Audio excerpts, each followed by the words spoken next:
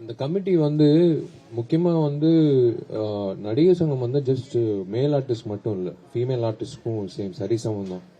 So நாங்கள் வந்து இந்த கமிட்டி ஃபார்ம் பண்ணது என்னன்னா, வந்து கம்ப்ளைண்ட் கொடுக்கணும்.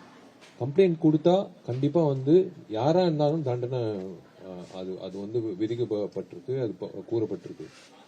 ஸோ எங்களோட கோரிக்கை என்னன்னா, தயவு செஞ்சு வந்து ஏதாவது அந்த மாதிரி தவறான விஷயம் நடந்ததுன்னா தயவு செஞ்சு வந்து தைரியமா என் பின்னாடி நடிகர் சங்கம் இருக்குன்ற நம்பிக்கையில தயவு செஞ்சு வந்து எங்ககிட்ட சொல்லுங்க. நாங்க வந்து நடவடிக்கை இமீடியட்டா எடுப்போம். ஸோ சொல்ற வரைக்கும் தான் எங்களுக்கு தெரியும், சொல்லனா எங்களுக்கு தெரியாது. ஸோ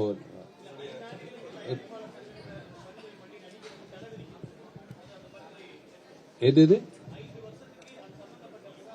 ஆமா ஆமா ஆமா, அது ரோஹிணி மேடம் தலைமையில அவங்க தான் சேர்பர்சன். அதுக்கான விதிமுறைகள் என்ன என்ன என்ன அதாவது